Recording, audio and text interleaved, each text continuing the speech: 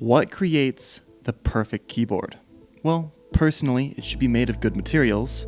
It should sound and feel good to your personal preference. Ideally, have some sort of customizability or exclusivity. And lastly, it doesn't break the bank. And I think this brand new QWERTY keys board might just be perfect for all of that. The Cub65 is QK's brand new 65% keyboard, designed by Cub Studios and manufactured by QWERTY Keys. And I was fortunate enough to receive one of the prototype models for review. Its price point mirrors that of the QK65, starting at a remarkably affordable $165, which is a steal considering the quality it delivers. Over the next few days, I'll be experimenting with numerous different builds to assess its performance.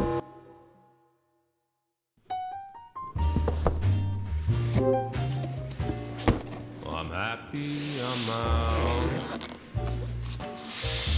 making coffee just for one, and eating breakfast all alone. Fewer dishes to be done. I'm never running behind. You're never on my mind. No longer there to make me comb my hair. So I originally put the NK Cream Plus switches in here with the copper insert, and they had this odd double tap feel to them, which doesn't pick up well in the microphone, but they felt terrible because of the copper insert wasn't fitting snugly into the slot, and it was falling out every single time you clicked the switch. Not sure if anyone else was having this problem with the NK Cream Plus, but I ended up switching them out to my go-to switch, lubed Namazu switches from Bolsa Supply.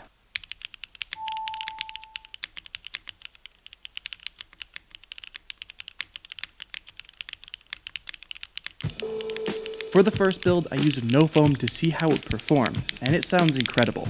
I also chose not to use the silicone battery matte cover, just to get the most raw experience. And regardless of that, it still sounds great. With zero foam, there really is minimal case ping and hollowness, and this could practically be eliminated if you do a force break mod. Remember though, this could be avoided if you just use that silicone mat, but it's good to know that if you're not using it, it will still sound great.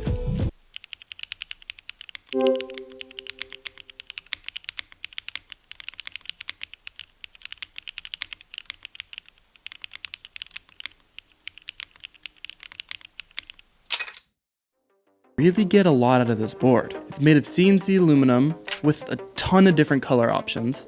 It's got a nice heavy weight on the back, which comes in a variety of options, and the little badge offers a surprising amount of choices.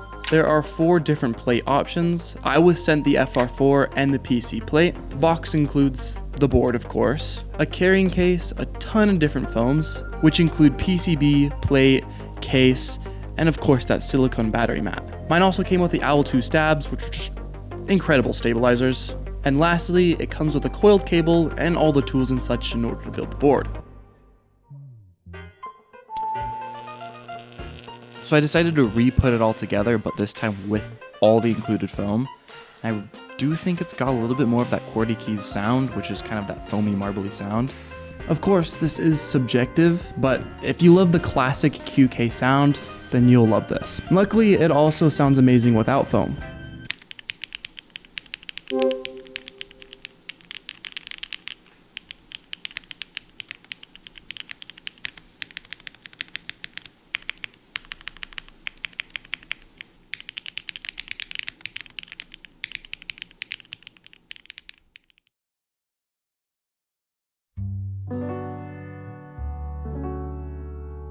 Alright, let's talk about the look and quality of this board. With its soft, rounded design, it perfectly matches the circular badge in the top corner. The color scheme that I was sent is the E-Cream, a unicorn badge, and the mocha weight on the back. Both the look and feel are top-notch. The electro coloring provides a perfect finish, and the weight adds a touch of class. The case screws are cleverly hidden inside of the board, maintaining a clean design, and I've really fallen in love with the bubbly, soft aesthetic that the board gives off.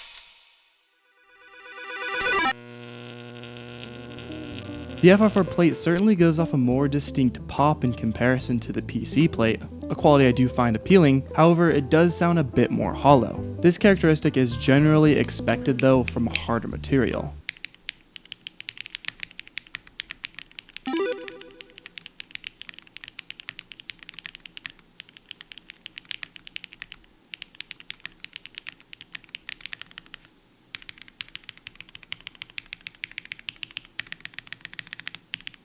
For my final evaluation, I'm going to experiment with a few different alterations, and I'm going to test some new switches to gauge the difference. I've chosen to use the PC plate without all the foam again, and I'm going to be using these brand new DK Blueberry Swirl switches, which are these incredibly smooth, pre-lubed linear switches from Dane Keeps.